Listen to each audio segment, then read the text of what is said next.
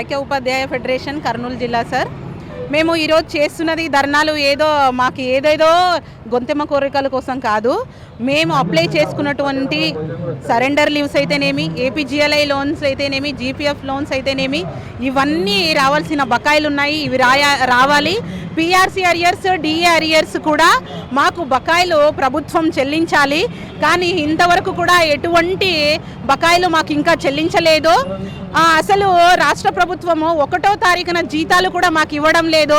1వ తారీఖు జీతాలు ఇవ్వకుండా ఏమవుతుంది అంటే ఎప్పుడో 12వ తారీఖు, 15వ తారీఖు జీతాలు ఇవ్వడం వల్ల చాలామంది ఎంప్లాయీస్, టీచర్లు ఏమి హయ్యర్ క్లాస్ నుంచి వచ్చిన వాళ్ళు కాదు.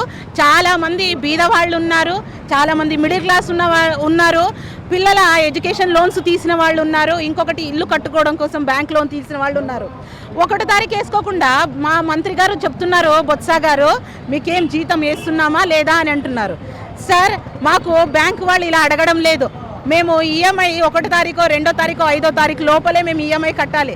ఈ కట్టకపోవడం వల్ల టీచర్ అంటేనే అదొక సంతృప్తి ఉంటుంది. వాళ్ళు మీరు మాట తప్పేవాళ్ళు అని అనుకుంటాం రాజకీయ నాయకులు. మేము మాత్రం మాట తప్పేవాళ్ళు కాదు. బ్యాంకు వాళ్ళ ముందు మేము కూడా మాట తప్పిన వాళ్ళం అవుతున్నాము. ఎందుకంటే మాట తప్పే ముఖ్యమంత్రి ఉన్నాడు కాబట్టి మా పరిస్థితి కూడా మాట తప్పేలాగా వచ్చేసింది. ఈఎంఐలు కట్టడానికి టీచర్లు ప్రతి నెల, ఒక నెల అయితే ఎలాగెలా అమౌంట్ అడ్జస్ట్ చేసి ఈఎంఐలు కట్టచ్చు. దీనివల్ల ఈ మానసిక ఒత్తిళ్లకు గురయ్యి ఆర్థిక బకాయిలు రాకపోవడం వల్ల ఎంతోమంది టీచర్లు బీపీలు, షుగర్ల వల్ల ఎంతోమంది ఈ మధ్యలో హార్ట్ అటాక్స్ వచ్చి కూడా చనిపోతున్నారు. దీనంతటికి కారణం మీరే. మీరు ప్రతిపక్షంలో ఉన్నప్పుడు మాత్రము అన్నీ 1వ తారీఖే చేయాలి, అన్ని ఆర్థికంగా అవకాశాలు, సౌకర్యాలు అన్నీ కల్పించాలని చెప్పి ఇప్పుడు మీరే మాకు ఎటువంటి సౌకర్యాలను ఇవ్వకుండా గత ప్రభుత్వం కూడా ఇలాంటి దుస్థితి అస్సలు లేదు. 1వ తారీఖు జీతాలు తీసుకుని గర్వంగా ఉండేవాళ్ళము.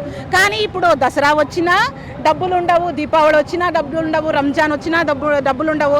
కనీసం ఎట్లా ఉందంటే పరిస్థితి, 25వ తారీఖు క్రిస్మస్ వస్తుంది, కొన్నిసార్లు క్రిస్మస్ కూడా డబ్బులు ఉంటాయో లేవో అనే పరిస్థితి కూడా ఉంది. ఇలా చేయడము మీ ప్రభుత్వానికి అసలు మంచిది కాదు. మీరు చేసేదానికి మా ఓటు అనేది మా భారత రాజ్యాంగంలో హక్కునిచ్చినాడు. మీరు దేనికి భయపడకపోయినా ఓటుకు కంపల్సరీ మీరు భయపడాల్సిందే.